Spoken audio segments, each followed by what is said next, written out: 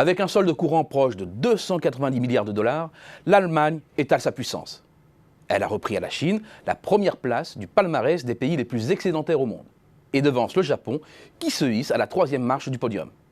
Et encore, ces chiffres, en valeur absolue, ne tiennent pas compte de la taille des économies et minimisent en partie la performance allemande qui est hors norme. Excédent extérieur, mais excédent budgétaire aussi, pour la 3e année consécutive. Le solde des comptes publics du pays, qui englobe ceux de l'État fédéral, des États régionaux, des communes et des administrations de sécurité sociale, est ressorti l'an passé à près de 24 milliards d'euros, soit 0,8% du PIB. C'est le plus important jamais atteint depuis la réunification. Cela veut dire 3 choses. 1. Que l'Allemagne va revenir sur 60% de dette dès 2019. 2. Que l'Allemagne est armée pour mener une politique contracyclique en cas de récession mondiale. 3. Que l'Allemagne est en capacité de mener toute une série d'investissements stratégiques. Bref, la fête va continuer.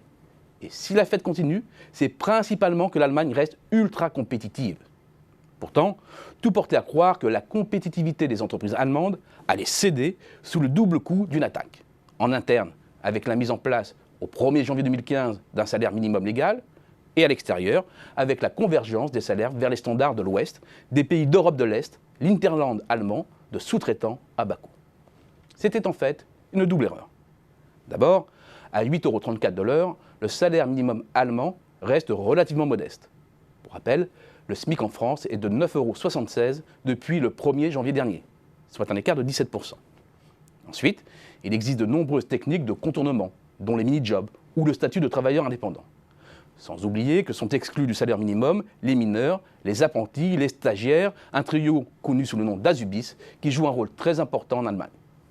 Enfin, la compétitivité coût de l'industrie allemande vient notamment de coûts de production plus faibles dans les services, dont l'industrie est une grosse consommatrice.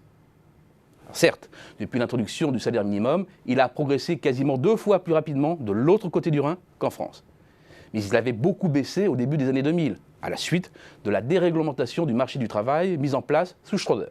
Et aujourd'hui, l'écart de coût de la main-d'œuvre, salaire plus cotisation, entre les deux pays dans ce secteur est encore supérieur à 18%. Autre facteur, l'industrie allemande a beaucoup outsourcé vers les pays d'Europe centrale. La trace la plus évidente de cette stratégie est visible dans les échanges extérieurs bilatéraux. L'Allemagne, c'est près du tiers des échanges extérieurs de la République tchèque, quasiment 30% de ceux de la Hongrie et de la Pologne. Or, c'était une certitude. Les coûts de la main-d'œuvre dans ces pays devaient converger à terme et rogner davantage de l'économie de bazar. C'est ce que montre une étude de la Confédération européenne des syndicats. Entre 2000 et 2008, les salaires ont quasiment doublé en moyenne pour le trio formé de la Hongrie, la Pologne et la République tchèque.